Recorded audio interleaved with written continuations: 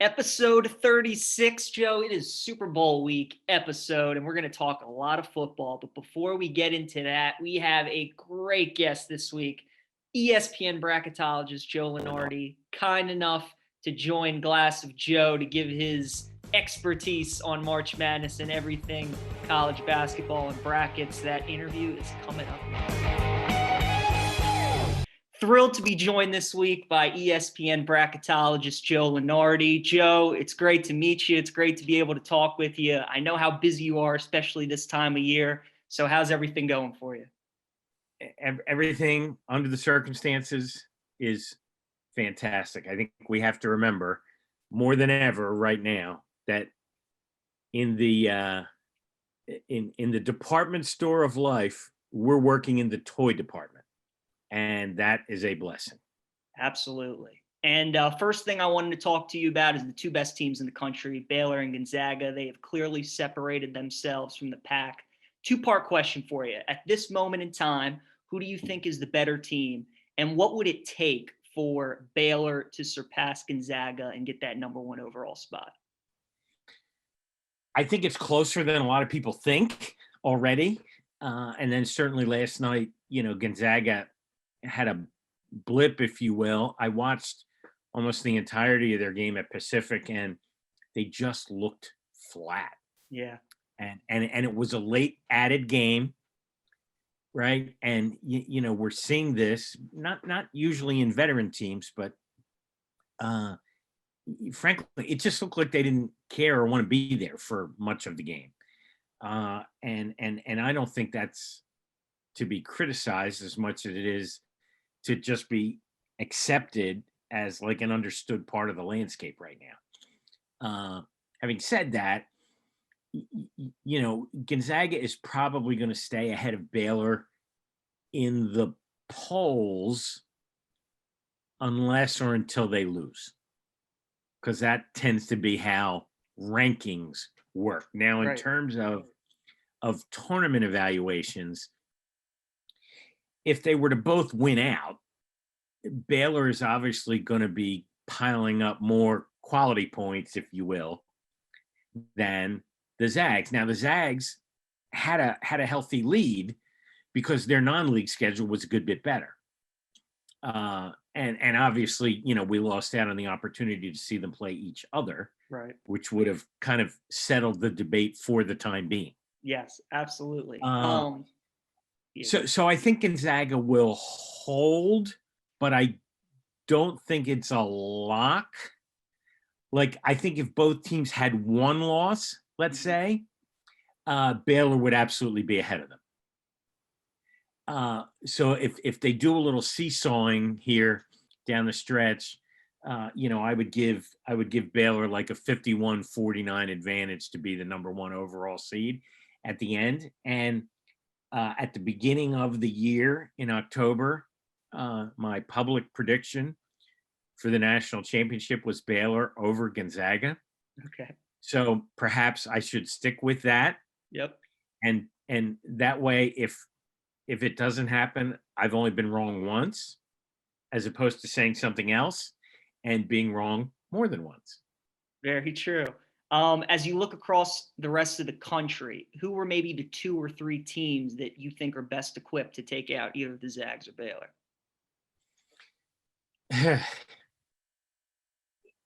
Look, in a 40-minute sample size, like, let's look at this analytically.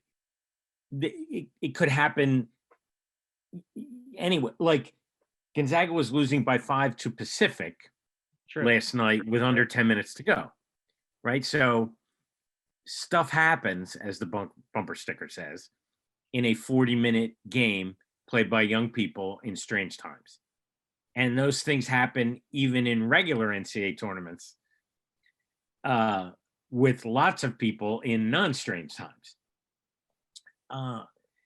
So teams that I think are very good. Michigan. We'll see how they are when they come back from COVID, because it hasn't always worked well for teams coming back. I mean, Alabama is just rampaging through the SEC. and they have a huge one this weekend at Missouri that would pretty much end the regular season race if it's not already ended. Yep.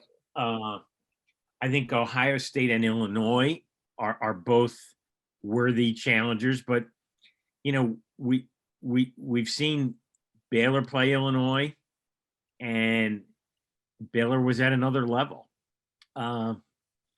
Just like we saw Gonzaga play Iowa after a long pause. Yep. And Gonzaga was really at another level. Virginia, now, I'm not too. surprised by that because, look, Iowa was really fun to watch. I'm not sure if they could guard you. Same. And now I haven't studied a lot of your tape, but it wasn't bad, Joe. It wasn't bad. Can you go to your left? Because I can't. I can actually, yeah. All right. Are you left-handed? I'm not now, right-handed. All right. Okay. Villanova, just because they're so well coached. Yes. Like they're not with Gonzaga or Baylor athletically. But man, do they evidence the other night notwithstanding, they never beat themselves. And they did, which proves they're human. But they don't generally. I'll be honest, I haven't seen enough of Houston. I'm willing to throw out East Carolina as, a bug. Mm-hmm. Maybe a poor choice of words. But, they can really defend, and I could see them throwing anybody off their game. And there's a lot of really good teams in the rest of the Big 12. I just don't think they're as good as Baylor, because every time Baylor's getting challenged in the league, they have a 5 or 6 minute stretch, Oklahoma, Texas Tech, whomever, where they just say, we have another gear and you don't. Yep, it's true. It seems like a lot of those games are kind of close, and then there's a 3-minute spurt in the second half, and it's a double digit. And that's because they can do it at either end, I think. Yeah, no, I'm with you. Now, they're older. Yeah, they are. They're very experienced. And I'm glad you brought up teams like Michigan and Villanova and teams like that, Xavier, Clemson, and others, teams that have been affected by COVID. What's been the toughest part for you when you're trying to make a bracket and you have teams that have been out 2-3 weeks, even a month, as opposed to teams who have played all of their games? How challenging has that been for you? Yeah, this is going to be my mantra because I can't think of a better one. I'm just reverting to common sense whenever I can. We're not comparing apples and apples. But truth be told, every year, in certain instances, we're not comparing apples and apples. Mm-hmm. How do you compare Maryland to Western Kentucky? Right? Do it. They're never going to play each other. They weren't in a tournament in, Myrtle Beach or whatever. We're looking at unlike commodities. And I think you just have to say, okay, the goal here is to pick the best teams for a national championship tournament. It seems to me that the best way to do that is, when you can, evaluate how they did against that level of competition when they played it, and go from there. And that's going to take care of most of the evaluations, even though the raw numbers are different in many cases. And then on a team like a Drake, you just kind of have to make an educated guess. And, while in the net, Drake might be a 3 seed, and in quality wins, they might be a 23 seed. You maybe have to play Solomon a little bit.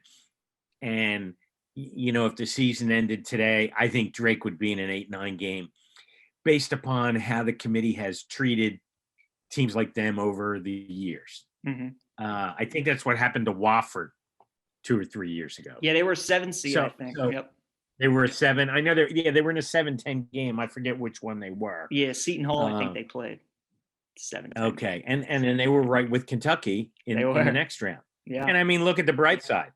If if Drake advances this year, one team they're not going to have to worry about is Kentucky. It's true. And yeah, you mentioned Kentucky, Joe. Those blue bloods, they're struggling. Kentucky, Duke, Michigan State. At this point in the season, is there only chance of making the tournament to win the conference championships, or with the strength of the Big Ten, and if Duke runs the rest of their regular season, do they still have a shot at the at-large? Yeah, I suppose there's a scenario for Michigan State. I don't have their schedule in front of me, but I can't imagine that they don't have another half dozen pops Right. that they could, there's really nothing to suggest that they're going to play well enough for that to happen. Mm-hmm. Like the last game I watched, they scored 37 points. Yeah, against and Rutgers. I'm pretty sure it was a Division I game with a shot clock and a 3-point line. So Yep. I'm just saying. Yep. This is not Dean Smith four corners anymore.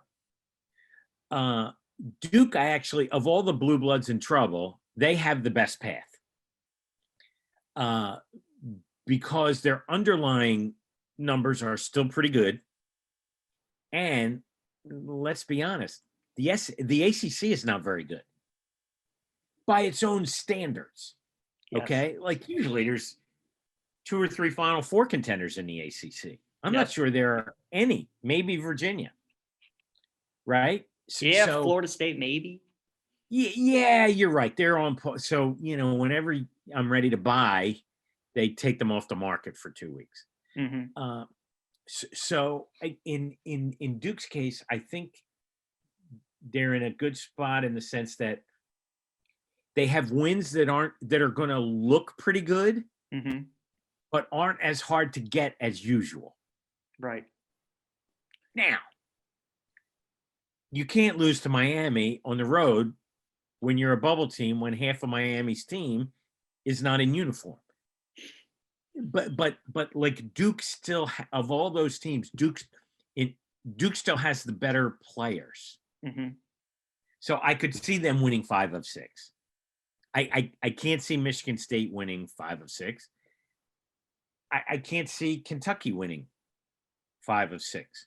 Like the number of teams that are 5-11 that then go 5-1 against major conference competition is not a long list. Yeah. So, they're not going to make it. Michigan State is not going to make it. At least one of Duke or Carolina is probably not going to make it. Maybe they all don't make it, and Duke, Carolina, Michigan State, and Kentucky is the NIT Final Four. Who knows? That would be and I don't even know that we're going to have an NIT. So, yeah, that's true. That's true. Right? And that would be bad for that next tier of teams. Definitely.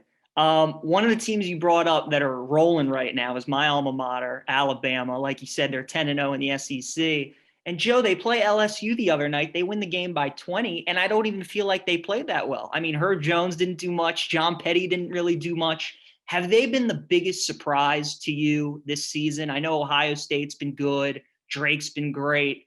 But, I mean, I can't imagine many people saw him go 10-0 in SEC play. Yeah, certainly at the upper highest level of the game this season, they've been the biggest surprise. I mean, I'm sure nobody thought Drake was going to be 17-0 or whatever they are, and there are others, good surprises and bad surprises. And I'm also not in the camp that thinks that the SEC is weak, although that seems to be people are going, wow, there's no Kentucky this year. I'm like, yeah, there is. It's just in Alabama. Right. Like if Kentucky was 10-0 and steamrolling the league, people would go, man, that's a really good league. It's true. Right. Because, your flag bearers get the attention. Definitely. And some may have seen last night, I guess I got into a little social media thing debating Ohio State and Alabama as a number 1 seed. And look, I think it's really close. And I don't have anything against Ohio State, and the Big Ten is better than the SEC. Mm-hmm. But there's no doubt in my mind that if the committee met today and had to put out a bracket in an hour, that they would take the 10-0 team from the SEC over the 9-4 team out of the Big Ten. That there's just no doubt in my mind, based upon the way the committee looks at it. I have no idea who's better. And anybody who says they know is delusional. Other than I think if the two of them played best of 7 on a neutral court, it would be a long series. Yeah. Okay. Two really good teams. No, on Twitter, I saw you were making, at the end of the day, it would be like one's the 1 seed, one's the 2 seed, and it would just be about which jersey color they wear. I mean, that's what it would come down to. Look, their status in being a 1 seed, and theoretically, you get a little bit of an easier path. Mm-hmm. Theoretically, but like, suppose you're the 2, and the 10 and the 11 make the Sweet 16, and that's your path to the Elite 8. Like, it happens. It happens. And the 1 has to play the 8 and the 4 and the 10. Like, it happens. Yep. So I'm not going to get too wiggy about that. And there's still enough miles left on the road that both of these teams will show us where they belong. And maybe it's neither of them. Maybe it's not. Right? Yeah, absolutely. Now, Joe, usually there's 2 of us conducting these interviews. My buddy's in a dentist chair right now, but he went to the University of Maryland, so I wanted to make sure I got in the Terps question for him. A bunch of our listeners are Terps fans as well. They're obviously on the bubble right now. He just wanted to know, how will the committee, in your eyes, weigh a possible Big Ten team like that with so many quality wins and a league that's just been cannibalizing itself all season to other conferences like the Western Kentuckys that you mentioned and teams like that? Well, the first thing I would do as a Maryland fan at the dentist is ask for extra Novocaine. Because, that is a roller coaster ride. They have unbelievable wins, including 3 upper-level quad 1 wins on the road. Yes. What was it? It was Minnesota, Wisconsin, and Illinois. Wisconsin and Illinois. Yeah. Right. And they just got another big one at home. Yep, against Purdue. Yep. Well, they're at Penn State tonight, Friday night. Huge bubble game for both. Sure is. And you can tell your buddy that I fully expect Maryland to lose and be in first 4 out in the morning. I'm sure he does too. Yes. If you ask him, I'm sure he does too. How will the committee look at them? Yeah. Generally speaking, when you pile up big wins like that, you get an extra benefit of the doubt. And probably should. Yes. When we look at players, we know Luka Garza is the best player in the country. He's the heart and soul of Iowa. Outside of him, which player do you think is going to be the most important to his team's success come March? Well, I think the most valuable player in the country is Jared Butler of Baylor. Okay. Shooting numbers are off the chart. He creates for everybody, and he keys a top 3 defensive team. And is clearly a leader. And I think, has like Final Four MVP potential. You could name 2 or 3 guys from Gonzaga.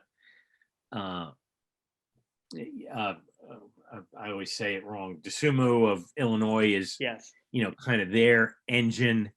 If Villanova makes a deep run, it's going to be because Colin Gillespie does his Arcidiacono imitation, and so on down the line. The guys you mentioned at Alabama, they could ill afford to lose Jones or Petty. There's the other Jones at Texas, who's really Cade Cunningham is probably as impactful as any one player on any team. Evan Mobley, another freshman, kind of under the radar at Southern Cal.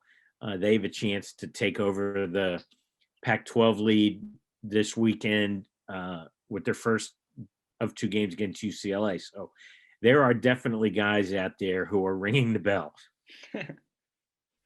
Joe, one last question for you. We end all our interviews with the rapid fire segment and a trivia question. Before I ask you those, all of our guests enjoy those.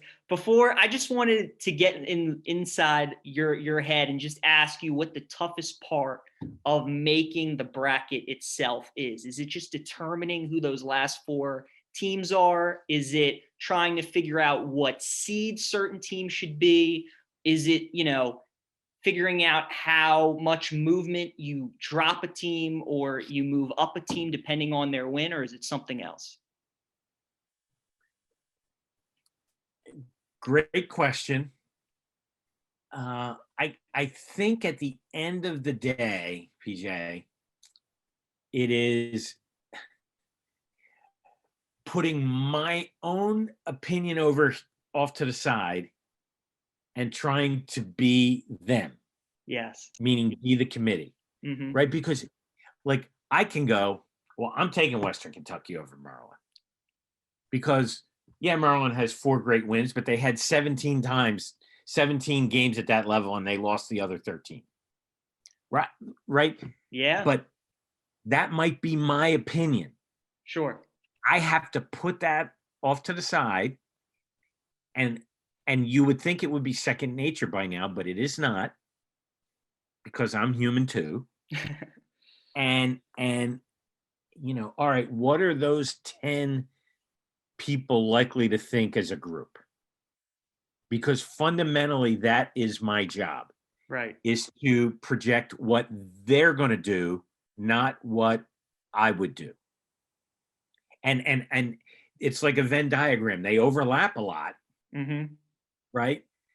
But in my best years, I'm them and not me. Yeah, great answer. I like it.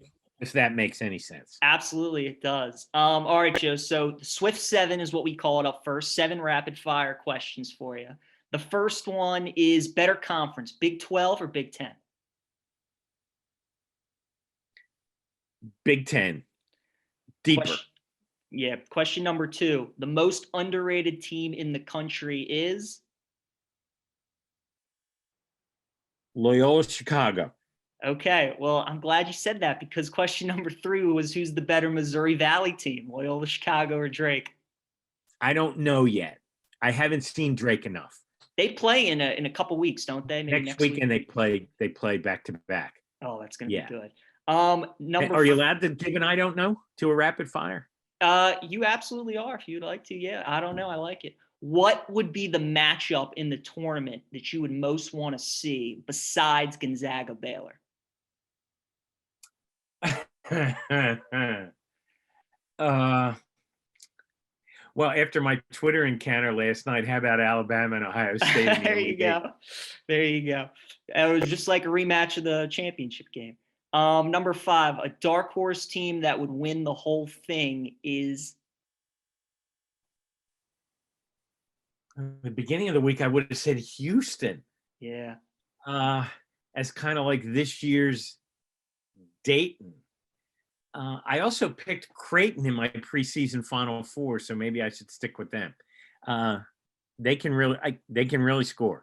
They're like Iowa, they can score with anybody. They are. It's just can they play the defense? Number 6. They're better on defense than Iowa. That's true. Yeah. What is which is kind of like me saying I'm taller than that guy in Fantasy Island.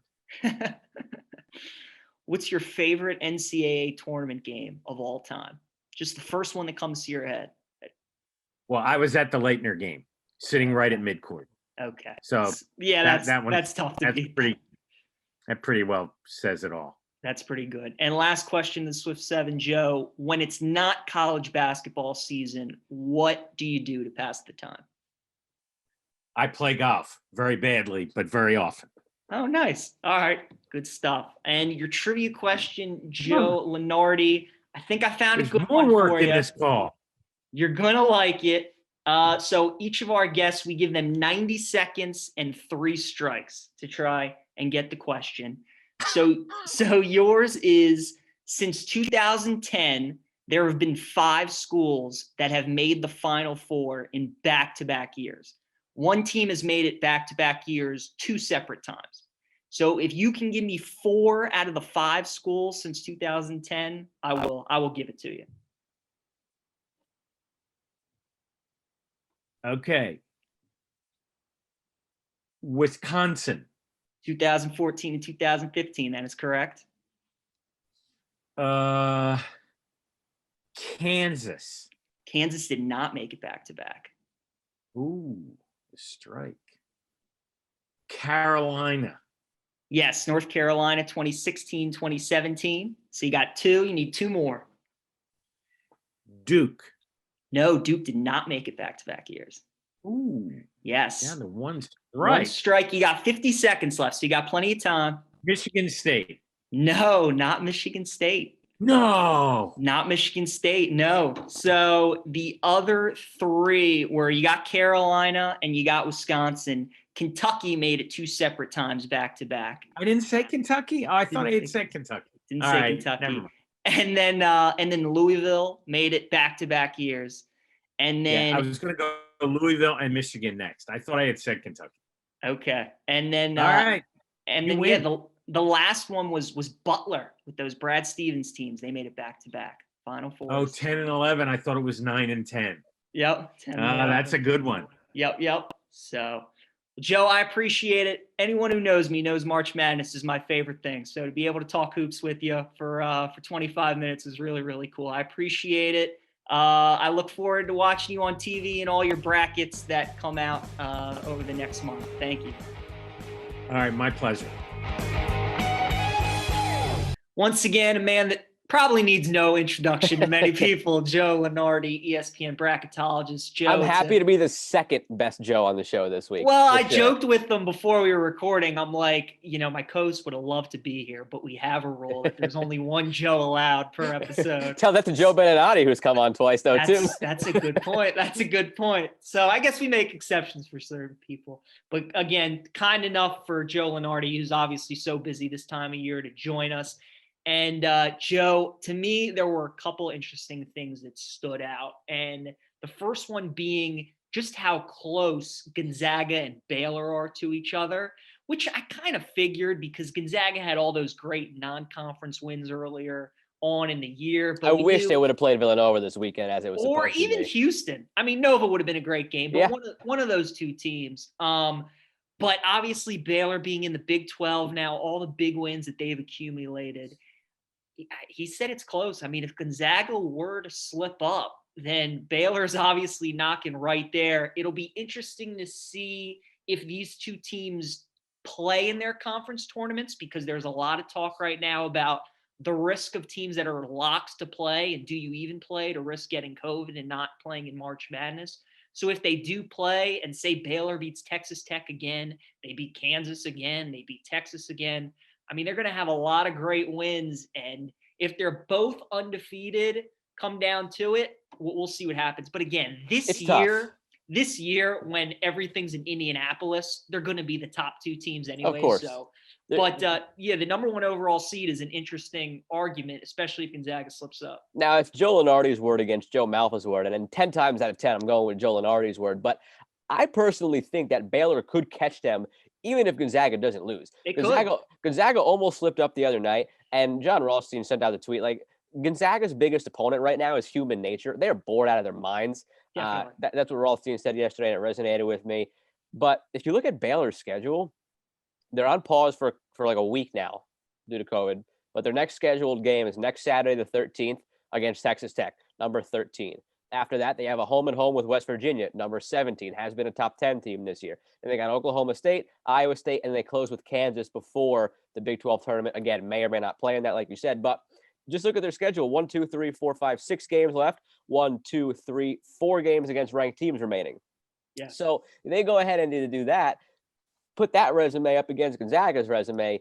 You do a blind resume of the two, and you're absolutely picking Baylor as the 1 seed. Now, when you reveal which team is which, and you're like, oh, Gonzaga is a more traditional basketball school than Baylor is, and oh, Gonzaga just happens to be in a weaker conference, so that's why their schedule is not as good. But forget all that. Blind resume, you look at those two teams, if Baylor runs the table, Baylor should be the number 1 overall seed.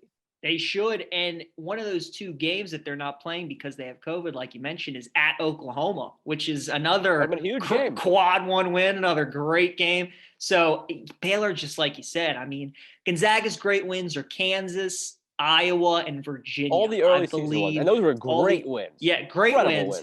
But again, I mean, Baylor's beaten Kansas already. They're getting another course. chance to play them. And then Texas Tech, Oklahoma, a lot of good teams. Texas in that conference, a lot of good ones. So that I thought was very interesting. And I agree with them. I just don't think a lot of people realize how close that is. Another one that we were talking about, Joe, was with Luka Garza and Iowa. And he said, I asked him, I said, besides Garza, who's another player that you think is most important to their team's success? And he's like, I'd argue that even ahead of Garza, he said Jared Butler to Baylor. Yeah. He's on my fantasy team, actually. I did a college basketball fantasy team this year, and he's been carrying me. But for listeners who are like wondering why PJ is recapping the Lunardi interview for me right now, I was in the orthodontist chair, and that's why I missed the interview. And this was the only time that we could record today. So I haven't even seen the Lunardi interview. Yes. PJ is currently relaying to me what happened. I'm relaying you what happened. So I'm just hitting the ground running here. If it sounds like PJ is regurgitating what Lunardi you just heard him say, because this was the only time we could record. I haven't watched that interview yet. I'm going to watch it after this. So that's why, first of all, side note, it sounds like he's regurgitating what was just said. Anyway, I could see that. And the thing with Baylor, though, Baylor's deeper than people realize. Yes. And because they're deeper than people realize, I think that, he goes ahead and gets in foul trouble early on, right? I think they could still be fine depending on the opponent. If Garza's out, sure, they got Wieskamp, sure, they got Bohannon, who could just drain threes from anywhere. But so much of their game is going from inside out. You feed Garza in, he kicks it out to one of those guys for an open three. I would say Garza, but the case could certainly be made, and I think it just boils down to, though, the way both teams play stylistically. Iowa stylistically is more reliant on Garza in every capacity. He's obviously their entire low block game, and the reason they could hit threes the way they do is because he feeds it out there. I think Baylor could get away with, losing Butler for a dozen minutes in a game because of foul trouble in a way that Iowa can't. And, we just saw Ohio State take down Iowa the other night. Like, I think Iowa can be had if you neutralize Garza. We've seen that this year. We've seen them lose games. And because they don't play great defense, Iowa as a team, if you just go ahead and get into a shootout with them, you need Garza to be clicking on all cylinders, because if you have a couple of empty possessions, you're gone. So plus, I would go Garza, but the case could certainly be made. Plus, like you said, their defense isn't great. And when you lose a 7-footer out on the floor, it obviously doesn't help things. But I would agree with you. If we're comparing Garza to Butler, I would lean more towards Garza because, like you said, Iowa, who's their number 2 guy? I mean, you could argue maybe it's Bohannon, maybe it's Toussaint, who they bring off the bench. But Baylor, I mean, they got Mitchell, who's honestly maybe just as good as Butler. He's really good too. An under-the-radar guy I'd give you is Mac McClung at Texas Tech. I was going to say that. I can't wait for this game coming up next week, Baylor and Texas Tech again, because he has carried that team. That team that made the finals under Chris Beard had Culver, and he was their guy. And this team isn't as good as that Texas Tech team was. But I feel like now that he has that closer in McClung, he could carry them in games down the stretch. So I'd argue that maybe 2 of the most important players to their teams in the country are in the Big 12. Look, when it comes down to the tournament, the 2 things that you want to see in teams are a big and a closer. And Iowa has the big, and Texas Tech and McClung is the closer. So both of those guys fill one of those cornerstone pieces you need. But there's plenty of guys you could bring up. But for me, it's always going to come back to Garza. Now, as I said, you're regurgitating to me what happened. I'm reacting to it essentially live. The 2 other questions that I saw that you had asked him that I wanted to hear about specifically, who's his dark horse? And what did he say about my Terps? Okay. So his dark horse, let's see, his dark horse team to win the whole thing. Yes. So he said he would have picked Houston had they but they just dropped to East Carolina, so now he's on them. But then he said Creighton. I mean, and we know Zagorowski's one of our favorite players. They play great offense, just like Iowa, a little better defense than Iowa. So he said maybe Creighton. And then the Terps, he said big bubble game tonight against Penn State. And we're absolutely going to lose that game. And that's what he said. He said he's fully expecting to wake up and Saturday morning before the slate of games, put the Terps in the last 4. We haven't won at Penn State since 2015. Now, I'll tell you what, though. the reason why teams go into Penn State and lose is because it's so weird playing there, because it's a big arena and they don't have fans there ever. So it's just like a weird, empty, cavernous situation. It's dark too, like it's not lighted very well. It's a weird place to play because it's so quiet, because they've never been a basketball team. Yeah. Or excuse me, they've never been a basketball school, so they don't get much fan support. But this year, as far as playing on the road, of all the environments in the Big Ten that have been so drastically different, like Assembly Hall empty, it's going to feel normal going into Penn State's arena. So if anything, maybe this is the year that Maryland does get the win, but I'm not hopeful. I think, it's just a bad matchup for Maryland, even though Maryland's been so good on the road this year. I love how we looked against Purdue the other night. I love that Eric Ayala out of nowhere turned into a closer. I don't think that's going to be a consistent thing, but I just think Penn State this year, you're seeing them knock off some bigger teams at home. Not hopeful. And they're not ranked, so the Terps can't beat, unranked teams. And like, I'm hopeful that maybe Maryland can somehow muster up an upset against Ohio State, and that might be the final thing they need. A win against a potentially top 5 team, depending on how the rankings fall. That could be the final thing they need to get into the tournament. But yeah, it's been a fun ride for the Terps this year. I hope it ends in getting into the tournament, because there's a team this year that everybody who's in the tournament as a 1 through 4 seed who's watching the bubble, I think Maryland's a team that you're hoping has their bubble burst, because you don't want to see a team that can be as shrieky from 3 as they are. It's just it reminds me, not quite, because it's obviously 2 different teams, but it reminds me kind of, if you remember a few years back when it was a Syracuse Monmouth, and Monmouth was left out, Syracuse was put in, and Syracuse made a Final Four run. Now, that was a fluke Final Four run for Syracuse, because that was the year that Michigan State lost to, was it Middle Tennessee? I think it was, the 2-15. So the whole, the quadrant. But that's what happens. You just get yourself in, so what I was going to say is, I'm not saying that Maryland is that caliber team that they can make a Final Four run. Not at all. Not by any stretch of the imagination. Not as long as Mark Turgeon's coaching the team. But I do think they're that team that you don't want to see in the first 2 rounds, because they could just be dangerous. They're not capable of beating, unless there's upsets around them, they're not capable of beating any of the upper echelon teams that are going to be in the Sweet 16. But they could pull an upset. They're battle tested. I mean, they faced Michigan twice, and they're not going to face many teams better than them. The one more thing I'll add on Lunardi that he said was a great question that I've always been fascinated with is what the hardest part for him is when he's making the bracket. Is it just determining like whether this team should be a 3 seed or a 4 seed? Is it determining who the last 4 teams in the tournament are? Is it trying to figure out how much teams move up and down depending on when they lose or win? And he said for him, the toughest part of making the bracket is just putting out brackets from his own personal beliefs. So putting his own human element out of it and putting out brackets that from his experience, he knows the committee would lean towards certain things. Gotcha. So he said last night there was a big argument for people didn't understand why Ohio State wasn't a 1 seed and why Alabama was a 2 seed. And he said, I promise you, if the committee was filling out a bracket today and they saw a 10-0 team in the SEC, there's not a doubt in my mind they would be on the 1 line. He's like, I don't know whether Alabama is better than Ohio State, but I know that even though Ohio State, it plays in the Big Ten, they're 9-4, they've got great wins. He's like, that 10-0 mark would put Alabama in the 1 seed. And I thought it's a great point, because I've always wondered that. Because you're a Bama guy. Well, yeah. But no, in the terms of that, I'm sure when he's studying these teams and he's making the bracket, he falls in love with certain underdogs and mid-majors. And you just, you got to put that aside. Like Drake, for example. Like Drake, you got to put Drake aside this year.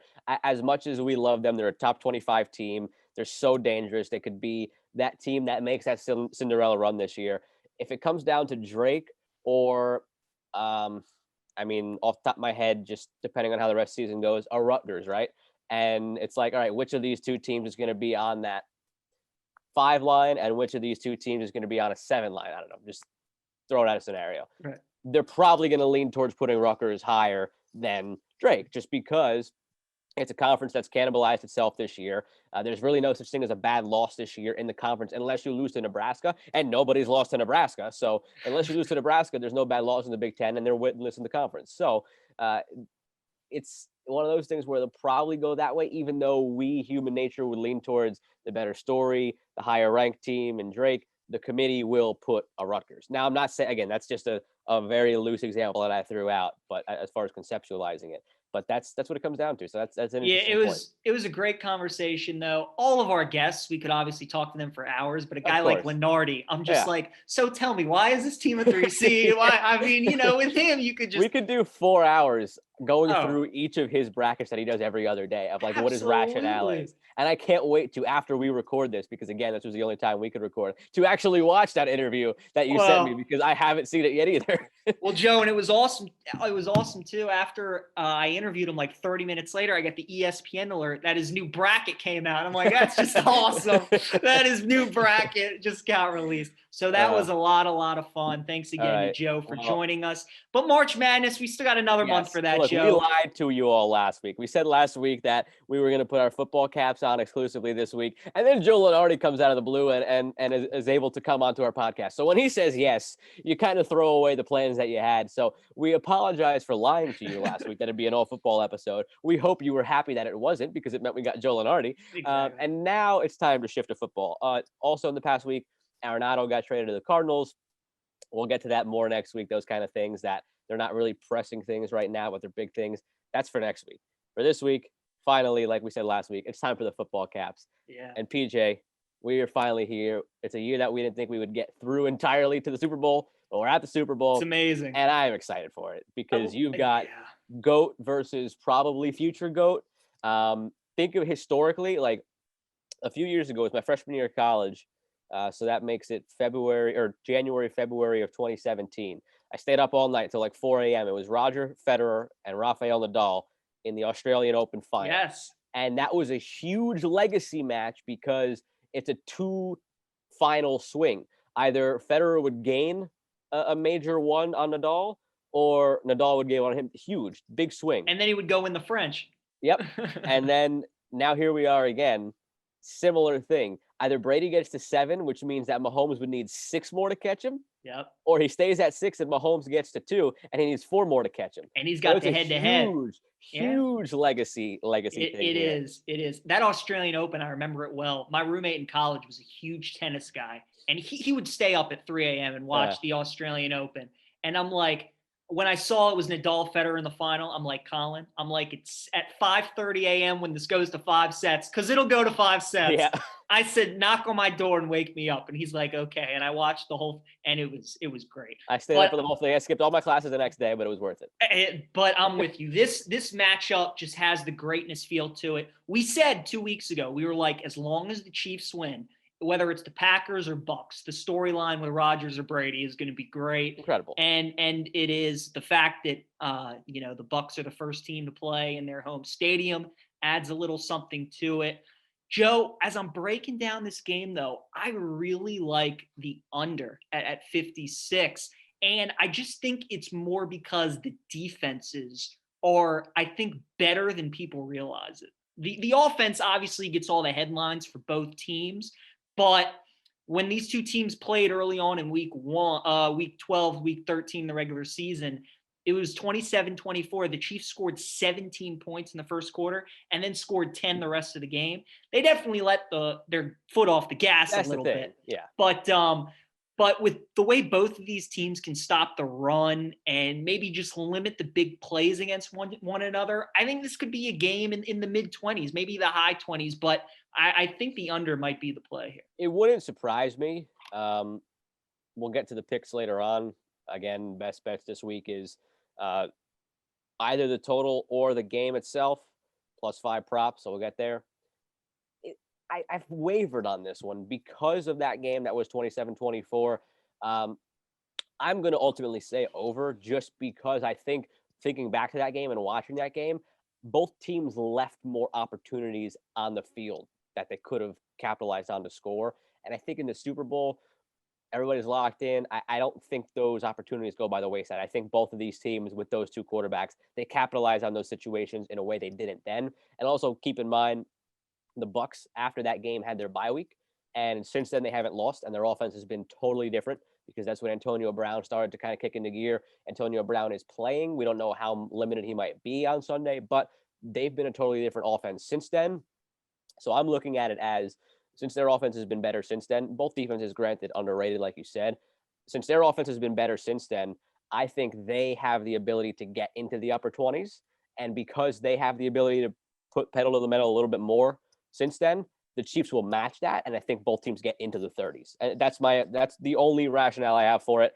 The Bucs are better now than they were in week 12. They had the bye week. They haven't lost since then. Their offense got better. They score in the upper 20s instead of just 24. The Chiefs are my pick to win the game. If the Bucs are scoring in the upper 20s, that means the Chiefs got to get into the 30s, and math tells you that's an over. So that's the only rationale that I've got for it. But I do lean over. I think if the Chiefs are behind, then the over is a really good play, because we know if they're behind double digits, then they're going to get mad. They're going to go bananas. If they're leading, then they tend to slow it down a little bit. But the problem with that, though, is they're playing the number one rushing defense in the Bucs. So even I get that line of thinking, but even if they get ahead, it's the Super Bowl. All bets are off. I could see Andy Reid and Eric Bieniemy just saying more. Like, I don't see them in this game turning to Clyde Edwards-Helaire, who missed so much time and doesn't seem to be 100%, or to Darrell Williams, who's not really proven. I see them just saying, here, you're probably the best quarterback of all time already, even though you're on your third full year as a starter. Just do your thing. That's it. And if that's the case against the number one rushing defense, even if they get ahead, I think they just throttle down and they keep going. So that's the other thing that kind of crept into my mind, where I just don't see it being as slow of a game as the first time these teams played. And again, for as slow and somewhat sloppy of a game that was, 27-24, that's still 51. You were one score away from hitting that over. So I would lean towards that. And if you remember in that game, the way it ended, the Chiefs got the ball from the Bucs late, and they could have scored again, but they just put a perfect methodical drive and ran the clock out. So they still could have scored again if they had broken a big play or something. So I will go with the over ultimately. Also, can we please get Eric Bieniemy off the Chiefs? I mean, they're going to have him again next year. Like, does anybody want to beat this team? Unbelievable. They keep having their coaching staff intact. This matchup, it worries me a little bit, Joe, that it seems like everybody's on the Chiefs. I just feel like everywhere I look, everybody's like, it's tough to bet against Brady, especially in a Super Bowl, but the Chiefs are the better team. And it just worries me a little bit. Unstoppable force, immovable object. Unstoppable force, immovable object. Tom Brady is that immovable object who's been a thorn in everybody's side for 2 decades. And the Chiefs seem like that unstoppable force that will become that next dynasty. And I have gone back and forth on my game pick in the same way that I've gone back and forth on my over pick. The 2 tackles being out for the Chiefs worries a little bit. Yep. But they've kind of filled in for those guys, it seems. And then on the Bucs side, just all right. Levante David, yes, no, seems like he is. Antoine Winfield Jr., yes, no, kind of seems like he is. So like there's certain injury question marks that kind of go both ways. Antonio Brown, how much we're going to see him. So there are questions left to be answered there. As far as the matchup itself, like we saw it already once. We know what to expect. I think the Chiefs it's a very favorable matchup for the Chiefs, I think. One thing I wanted to touch on that's flown way under the radar, hasn't been talked about nearly enough, is Steve Spagnuolo. The job he's done with this defense, first of all, and his track record against Brady. I saw the stat, against all defensive coordinators that Tom Brady has faced a minimum of 3 times. That is the only defensive coordinator that he's faced a minimum of 3 times that he has a losing record against. He is 2-3 against Spagnuolo coach defenses. He has 9 touchdowns. He's been sacked 13 times. He lost that Super Bowl when they were going for perfection against Spagnuolo. So that's something that's flown way under the radar. The last couple of weeks, there's been a lot of talk about, okay, when it was Bucs against Washington football team, he's great against Jack Del Rio. When it was Bucs against the Packers, he's historically great against Mike Pettin. Well, now he's historically bad against Steve Spagnuolo. Under the radar thing. Smells like an under to me. Enough. There you go. I'm talking it to your under. I like it. But I do think the Chiefs come out on top. I was listening to another former guest of the show, Mike Greenberg, this morning on his radio show on my way to the orthodontist office. Why I missed Joe Lunardi. And he posed a great question. For all the talk of, oh, you can't bet against Brady, can you bet against Mahomes? I mean, the question he posed, if you were to take any quarterback in the history of the NFL at their peak, would you pick any of those, or would you pick current Pat Mahomes? Any quarterback in the history of the NFL at their peaks versus where Mahomes is right now. I'd still take Brady if I had to win one Still game. would? I would take Mahomes. I would take current present day Patrick Mahomes. I would put up against any single quarterback at their peak. I'm taking. He would be too, but Brady's track. But that's the thing. The question I'm asking is peak. Is Tom Brady? Well, right. That's why I like the Chiefs in the game. Yes. That's why I like the Chiefs in the game. But in their peak, I could see that argument of peak Tom Brady. But the funny thing about that argument is Tom Brady never won a Super Bowl when Tom Brady was at his peak. Those years when he was at his peak was their 9-year Super Bowl drought. And then as he was getting towards the end of that peak is when they won 3 more. So that's the interesting thing. Like that year they went undefeated, lost a Super Bowl. So in there they made long runs. They lost to your Ravens in a title game. They lost to the Broncos. They lost to the Colts. Like they lost a lot of AFC title games. Within that, they lost to the Jets in the divisional round that year, 2010. So when he was at his quote unquote peak, they never won a Super Bowl. They won it before he reached his peak and after, which is interesting. That's the thing. The dude's won 6 Super Bowls and he didn't get one in a 10-year span. Yeah, I mean, it's unbelievable. It's absurd. It's gonna be a great game though. What do you think it comes down to? Deciding factor. Red zone offense and red zone defense. Always. I tell you, in these big games, especially with offenses like these, you saw it against the Browns and you saw it against the Bills. The reason the Browns had a chance in that game was because their red zone defense was playing tough. The Chiefs had 22 points. Butker had to kick 4 field goals. Yeah. So, and then in the Bills game, the Chiefs were just scoring touchdowns, and they were scoring touchdowns. And the Bills were kicking field goals from the 6-yard line instead of McDermott going. Exactly. So. and then you look at the Bucs-Packers game. The Packers had one of the best historic red zone offenses we've ever seen, and the Bucs in the red zone were fantastic. Mm-hmm. They won the game because they didn't give up that touchdown on the last drive. That's one thing I'm looking forward to in this game. For all in the past couple of weeks, we saw LaFleur kicking the field goals. We saw McDermott kicking the field goals.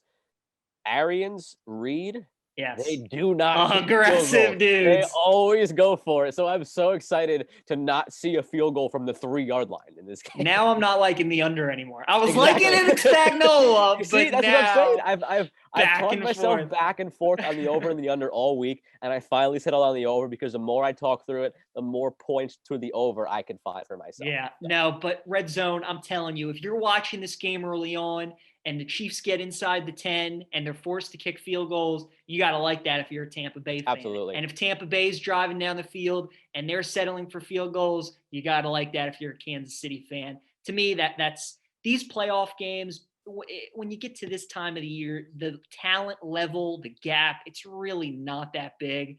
And it's almost nothing. It's nothing, especially with 2 teams like this, 2 quarterbacks like this. So it's all about who's kicking field goals, who's scoring touchdowns. And I think Kansas City will score a few more touchdowns than Tampa Bay will and win the game. Mahomes gets his 2nd Super Bowl in a row and probably not his last. Probably not his last for sure. I'll hold off on a score prediction until we get to the end of our best bets. I think it's time we get into that for the last time, PJ. Yes, wow. In this football season. Damn, I've got a 7-pick lead on you. We only got 6 picks, so I am still the winner. I just want to remind you of that fact. But you still got to finish strong after an 0-5 championship Sunday. So I'll let you go first. Remember, 5 props and then the game, whether it's the total or the pick itself. So we'll start with the 5 props, and you can go ahead. All right. Well, you mentioned that the Bucs have the number 1 ranked rush defense in the NFL, but I'm still going with the Chiefs running back. Plus 190. I like Clyde Edwards-Helaire to score a touchdown. Okay. Necessarily don't know if it's going to be rushing, but I do think in these Super Bowl games, we've seen the kind of postseason that Darrell Williams has had already. In the Super Bowl last year, the Chiefs had 3 rushing touchdowns, I believe. Mahomes had 1, and then I think their running backs had 2. So in these big games, Andy Reid's not afraid in those goal line situations to lean on the running backs, especially you've mentioned with the tackles that Kansas City is going to be missing, the offensive line help. Mahomes maybe doesn't have as much time to throw. How do you neutralize a great pass rush like Tampa Bay has? You run the ball. So I think Clyde finds the end zone and scores a touchdown at plus 190. That's an interesting one because, yes, you neutralize that pass rush by running it, but they also have the number one rushing defense. So you're kind of almost wasting a play if you go ahead and you run the ball. So it's an interesting one. My fifth of the props that I'm going with, it's more of a just sort of trend thing that's got good odds to it here. Think back to last season. The Chiefs went down by 2 scores, by double digits actually, in every game en route to the Super Bowl. Yeah. This year, they went up on the Browns, but they did go down by 9 to the Bills. So at plus 260, Bucs score first and lose. Bucs score first and lose, plus 260. Just going with the trend of how many times we've seen the Chiefs go down and then come back and win. So plus 260, Bucs score first, Chiefs win the game. That's those odds. That's actually really good. Plus 260. Mine, number 5 is, and my fourth of the prop bets is Tyreek Hill longest catch over 27.5 yards. Oh, yeah, that's a good one. I mean, look, he's the best deep threat in the NFL. Even if he catches a slant pass, he can go for 80 yards. Absolutely. So I just figure with the game he had the first time these two teams, he had 200 yards in the first quarter. I don't think he does that this time around, but I don't think Tampa Bay shuts him down either. So I think you got to like your chances of him catching a ball at least over 30 yards. But they got it at 27.5. My number 5 overall, fourth prop, is Tom Brady under 39.5 pass attempts at minus 110. So Tom Brady this year in 9 of 19 games has gone under 40 pass attempts, I believe it was. No, I'm sorry. In 9 of 19, he went over. So in 10 of the 19, he went under. So just over 50% that he went under that total. And the Chiefs this year, they have only allowed a quarterback against them has only thrown the ball more than 40 times, 5 times. And that in almost every case, it was because of the fact that the Chiefs were up by a bunch in the fourth quarter and garbage time. I don't see this game having garbage time. I think it's going to be tight until the end. So I go under 39.5 passing attempts for Tom Brady. Like that one as well. My number 4 is Cameron Brate over 3 receptions for the Bucs. Dawson Knox had 6 the other day a couple weeks ago for the Bills, their tight end. The Browns, Njoku had like one of his best games of the season. He had 4 or 5 catches. Austin Hooper had a couple catches. And Cameron Brate's been a touchdown guy here in the postseason. I think Brady is going to be using guys that were at the middle of the field. Chris Godwin, Cameron Brate. Maybe we get a Rob Gronkowski sighting. But I think Cameron Brate over 3 receptions is a good bet. All right, next one for me. I'm going over 2.5 kicks returned. Over 2.5 kicks returned at minus 115. This season, the Bucs have only had a touchback rate of 60%. The Chiefs have only had a touchback rate of 80%. So in a game that's probably going to have, you figure, obviously the 2 kickoffs for each half, and then about 10 to 12 based on the scoring, if I'm calling it over. So you're looking at between 12 and 14 kickoffs in this game. The over-under on kicks returned is 2.5. So all you got to do is take 3 kicks out of the end zone, and I hit that. So I'm going to go for that, considering, again, that both teams' touchback rate has been rather, I guess, compared to the rest of the league, especially the Bucs at 60% low. Buck rate 80 is up there, but 60% for the Bucs is pretty low. So I'll go with over 2.5 kicks returned. Doesn't have to be for a touchdown. Just take it out of the end zone and it counts at minus 115. And my next one is going back to another Tampa Bay receiver. I love Chris Godwin. I love all his overs for props, receptions, receiving yards, Agreed. Score a touchdown. I think this is a Chris Godwin game.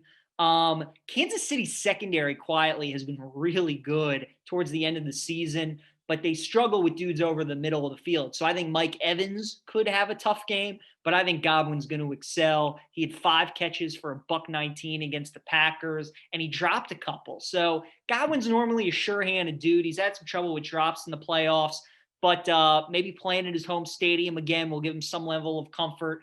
And you just got to figure that at some point in this game, Kansas City will probably be winning. And Brady's going to have to throw on every play during a drive. And I think Godwin's going to at least get 3 to 4 targets when he does that. So I think over 5.5 receptions, Chris Godwin is a good play. So after we got through our picks, I was going to go ahead and just mention a couple other ones that I liked. I don't have Godwin in any of my picks, but I was going to mention that I love his numbers too, because I think we've seen that when Mike Evans is singled, he will kill you. So I don't think they're going to have him on an island a lot, which is going to open a lot of doors for Godwin in this game. So I agree with that 100%. Same scenario, other team. I think after what happened the first time, Todd Bowles is in no way going to let Tyreek Hill do what he did the first time, 200 yards in the first quarter, which is going to leave Travis Kelce wide open. He is the security blanket for Patrick Mahomes. His receptions total is only 7.5. The guy's been not getting 9+ almost every game this season. It's ridiculous. It is more juice than you would like. So if you wait till closer to Sunday, this might creep up to 8.5, because right now it's -150 at 7.5. So it's kind of telling you that with that much juice for a prop like this at -150 plus 7.5, it's probably going to get pushed to 8.5 before the game starts. I'd still take it there at a better number. I think Travis Kelce probably has double-digit catches in this game, especially with, again, after the first time, and knowing Todd Bowles being the former Jets head coach, seeing how he handled in-division teams the second time around versus the first time around for a few years as a head coach of my football team. I think he's going to do whatever he can to make sure Tyreek Hill doesn't beat him. If it means Kelce beating them, so be it. But he will not let Tyreek Hill beat them this time. So I think Kelce gets into double digits with his catches. A note on Kelce, too, which not many people realize. He's the same age as Gronk. They're both 31 years old. We all talk about Gronk being the greatest tight end of all time, and we think these are the two greatest quarterbacks of all time playing in the Super Bowl. Tight end might be up for debate, too. Gronk definitely is ahead of Kelce right now, but again, they're the same age. Kelce doesn't look like he's slowing down, and Gronk definitely is towards the end of his career. Kelce wins another one, puts together a couple more seasons like he's been having. That debate is definitely worth having. My number 2, Joe, my favorite thing about the Super Bowl prop bets are the crossover bets between sports. Okay. I got a couple ones that I absolutely love, but my favorite is Steph Curry total points, a half point versus Tampa Bay total points. So the way I'm seeing it is Tampa Bay at most, I think, scores maybe 30, 31 points. And Golden State just played Dallas last night, and Dallas gave up 149 to them, and Oubre dropped 40. So now they're playing again on Saturday, and I'm like, I mean, if they're dropping 149, they're going to probably key in more on Oubre, and I think Steph, Saturday night, ABC, prime time, I think he could drop 40. So I like Curry. There were a couple other ones I love too that I'll mention.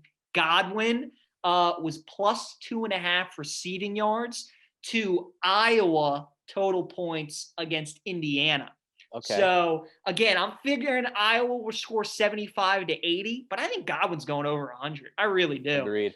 So I think he's my favorite one that got canceled was Villanova total points minus 13.5 against the total points scored in Bucs Chiefs game. That's an interesting one. So I like the under.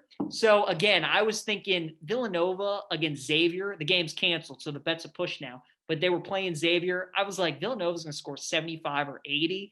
I'm thinking I don't see Chiefs Bucs going over 60. So I think if you're leaning under, you would have to go Villanova. So those were 3 of my favorites, but the Curry one is my favorite because I think Steph's going to have about 35 or 40, and I think that should be good. All right, my last prop that I'm actually officially on the record picking, and then I'll get to a couple other ones that I liked. Over 4.5 total sacks in the game.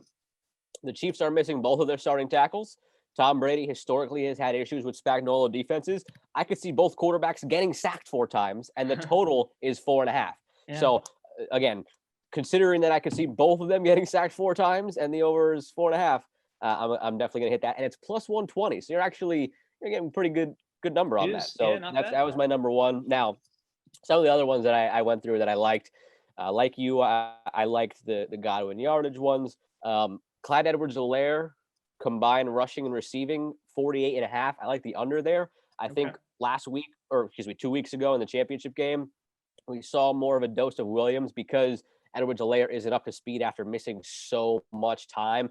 And I don't see them trusting a rookie in this spot after missing so much time. I think they're going to rely more heavily on Williams than people think. So I would go under 49.5 combined rushing receiving yards That's for him. fine. Just get me a Travis touchdown. Kelce, I got him getting – there you go. That's it. Just 1 yard Works touchdown. for us. Travis Kelce, I said I see him in double-digit receptions. The number that I officially picked was over 7.5. His receiving yards is 98.5. If I see him getting double-digit receptions, he's going over 100 yards. A fun one that's really going to keep you on the edge of your seat the whole game. Tom Brady over 0.5 rushing yards. Oh, I was thinking about betting the over. Over 0.5 rushing yards is plus 146. He's done it in 7 games this season. Think about it. I have the Chiefs winning this game, which means I don't envision the Bucs in a kneel down scenario. Correct. So he's not getting that negative.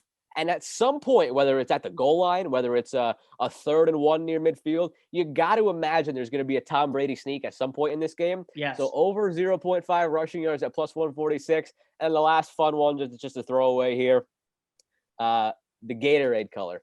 The favorite is orange. You're going purple. Red. Nope. Red is plus 300. Both teams are red. So I got to think there's maybe a chance that the Gatorade's red. Both teams are red. They're not wearing both red, obviously. Yep. The Bucs are wearing white. The Chiefs are wearing red. But both teams' primary color is red. So I'm going to say plus 300 for red. And that's my favorite flavor of Gatorade anyway. So why not? There's a couple fun ones. One that I heard on the radio, but I could not find, that was a combined over-under for America the Beautiful and the national anthem. I've never seen that prop before, but it was interesting. So if you could find that one, anyone, and want to tweet us what the number actually is, I looked for it in multiple places, couldn't find it. But that one just popped at the top of my head, and just wanted to throw that out there. Let's crowdsource and see if we can get a number on that, because I've never heard of that one before. I've heard there's obviously the national anthem prop every year. Sure. But I've never heard of a combined over-under. So, yeah, they're combined. Wow, that's interesting. My big money prop that I like for good odds was plus 400. I think the first score of the game is going to be a Kansas City field goal. That's my long shot prop that I like. There was there was some that I don't want to get too into the Oh, weeds, yeah, no. But my favorite long-ish was the plus 260. That's why I put it into my official on the record picks. The plus 260, Bucs score first and lose. All right, now it's that time though, PJ. Oh, here we go, Joe. Tied at 13.5. No. We didn't get our game picks officially yet. We gave our props and now the game pick. Don't jump the gun here. We're almost out of football, but we're not there yet. Game pick. Well, does everybody want my pick so that they can just bet against it? Is that what we're doing? So I told you I like the under. I like Kansas City. My final score is going to be Chiefs 30, Bucs 24. I told you what I'm doing is I'm betting Kansas City money line, and then I'm betting Bucs at an alternate spread of plus 6.5. And I'm hoping that Kansas City wins right in there so I can hit both. But I'm feeling comfortable that Kansas City will win and that the Bucs will keep it close. So that's how I'm playing it, but I like the Chiefs. All right, my score prediction for this game is 37-34 Chiefs. Ooh. And with that, because I have a nice cushion of being up on you by 7 picks, so the best you could do is come within 1, I'm going to go ahead and just try to dunk on it. And instead of just giving a game pick or a total pick, I'm going to go ahead and parlay them for my final football pick of the year. Chiefs money line, and the over-under in the last hour has crept down to 55.5, which is a big number. Yeah. So I'm going to go parlay Chiefs money line over 55.5 gives you plus 200. So for my final pick of best bets for the season, I'm going to try to dunk on you with a little same game parlay here. All right, Joe Malfa is that guy. So Kansas City money line and the over a 55.5 parlay, which is plus 200. 200. Nice. All right, sounds good. We'll see what happens. I'm sure I'll go 0-6 again, and that'll be a lot of fun. Trivia time, Joe. And as I was saying, we're tied at 13.5. I got a good question for you. I think it's really solid. Go ahead and ask yours first then. So I'm going to ask it to you first. So the Super Bowl this year is being played in Florida. And correct. Florida is a popular destination when it comes to Super Bowls, whether it's Miami, Jacksonville, or Tampa. I can't remember what was the last Jacksonville one. All right, maybe that's a new question. Go on. Since 2000, yes, there have been 6 Super Bowls. This will be the 7th this year. Since 2000, there have been 6 Super Bowls that have been played in the state of Florida. Okay. Can you give me 5 of them? Okay. Go ahead. The classic Steelers-Cardinals was at Tampa. That is correct.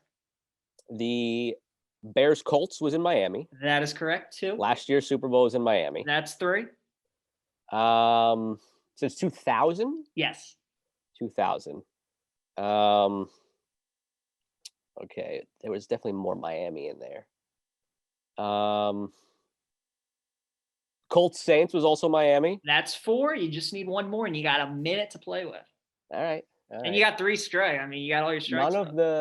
Neither of the Patriots, Giants games were there.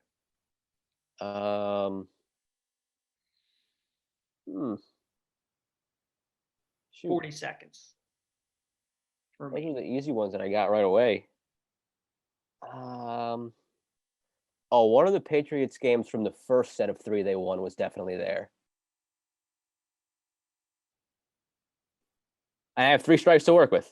3 strikes to work with. You got 20 seconds. And they won. Okay, I got 3 strikes to work with. I got to get 1 more. And I'm positive one of the Patriots' first 3 was in Florida. So I'm just going to guess all 3 of those, and one of them's got to be right. The first 3 Patriots Super Bowls. One of them was in Florida. That is correct. There we go. Was in Florida.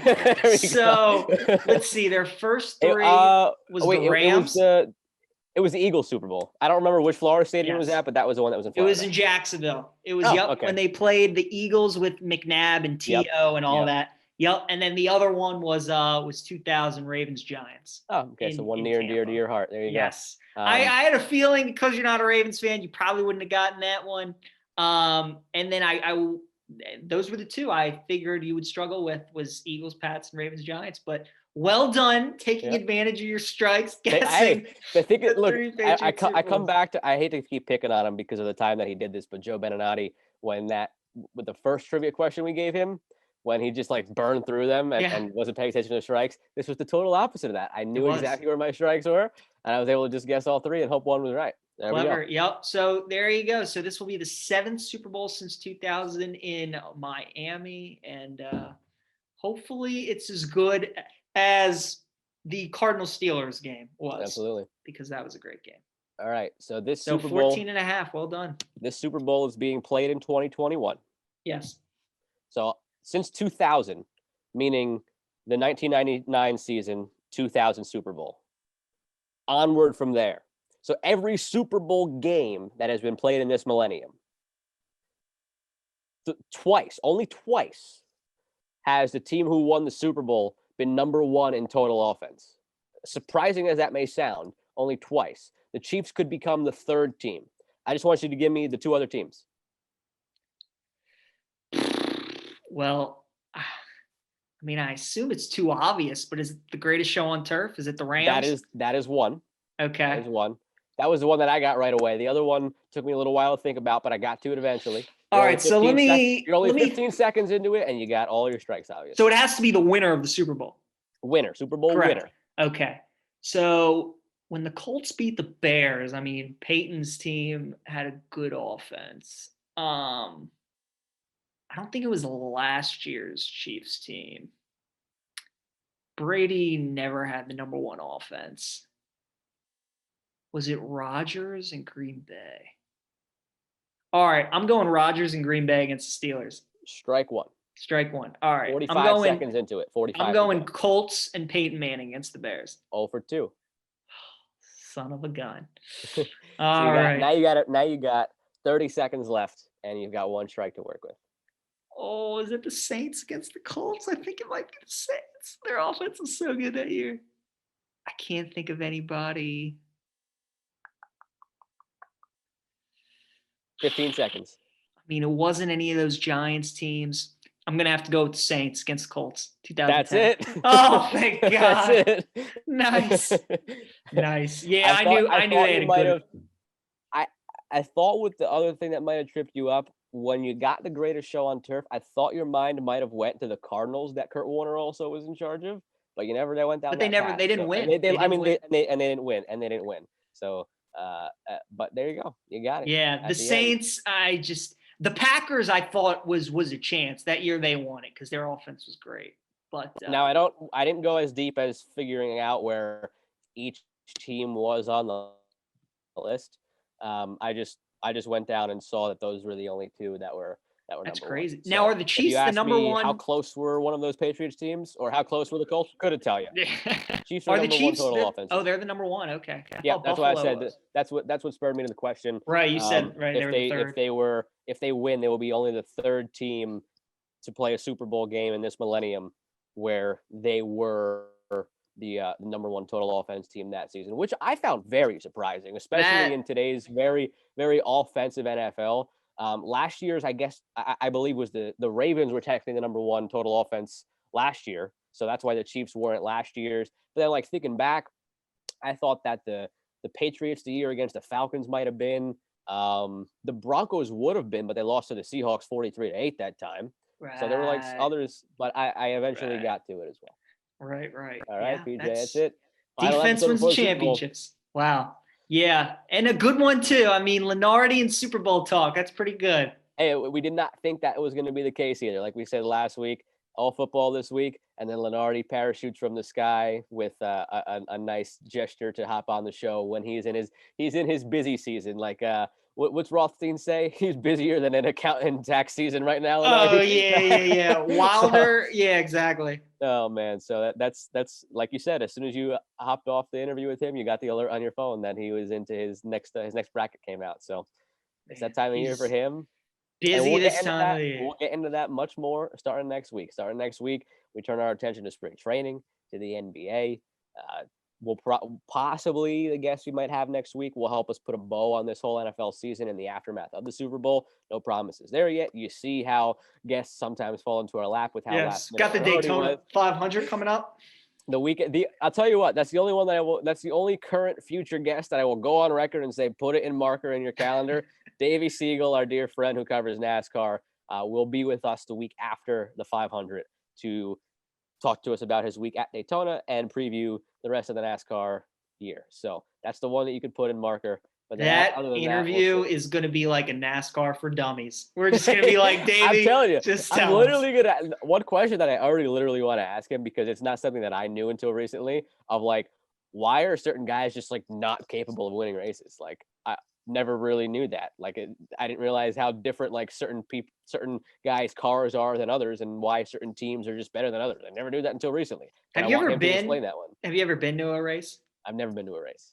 I've not. It's exciting the first 15 to 20 laps, and then you're going to want to take a nap the next 70, and then you wake up for the last 20, and it's exciting again. I'll tell you what, though, during quarantine, when nothing else came back but NASCAR was back, the new thing that they have where like there's stages to each race, it did liven things up because now instead of, like you said, first 20, last 20, you kind of come back for first 10, then you got a little bit of a gap, then you come back to see who wins the stage. Then you see how the next stage starts and you go away and see the next stage. So like they made it more exciting in that sense. But that's all, you know what? That's all for down the road. We said we were going to only talk football this week and we didn't. And now we're talking something else. We're talking something else now. So no more football, Super Bowl Sunday. Can't wait. This is a huge game for legacy and I can't wait to talk about it next week. Hopefully another classic. Looking back historically, we've been spoiled with how many all-time classic Super Bowls we've gotten to watch. If you think about it, I mean, in the last 10 to 15 years, there's a lot of games on that list that are way up there. There have been some good. The Eagles-Patriots Super Bowl from start to finish was one of the best football games you'll ever see. Tom Brady the Patriots didn't punt and they lost the game. all three of those in a row, Patriots against the Birds. It was the Seahawks, Malcolm Butler interception. The Falcons. It was the Falcons 28-3, and it was the Eagles. All three of those classics. The two Patriots against the Giants, classics. The Cardinals against the Steelers, classic. The Ravens-Niners, not quite, but like almost, and it's very memorable because of the blackout and the comeback. True. It came down to the last play. Steelers-Cardinals, Al Michaels said after the Miracle on Ice, he says that's his favorite game. Incredible game. Take that what you will, because last year's Super Bowl had the big comeback and was a great game. Yep. And it was a Jimmy Garoppolo just bringing it in a little bit to Emmanuel Sanders away from another crazy twist in that game. Oh, man, I forgot about that. Thinking back, the Steelers-Packers game was not up there, but like it was fine. The only real absolute two stinkers that we've had, Broncos-Seahawks and Broncos-Panthers. That Broncos-Panthers game was horrible. Yeah. The Broncos-Seahawks game was a boat race, and the Patriots-Rams game, it was a good, tight, hard-fought game, but it was boring as hell. Because yes, it was. I was going to say, that one was boring. Those are the only three off the top of my head where I'm like, that game sucked. No, you're true. We've seen some great, even Saints-Colts, the Tracy Porter pick six, the surprise onside kick. Oh, yeah. There was, we've been spoiled. We've absolutely been spoiled. And I'm expected to be spoiled again on Sunday, Joe. Should be a lot of fun. Thanks again to Joe Lunardi for joining us. For Joe Mouth, I'm PJ Glasser. We'll see you next time.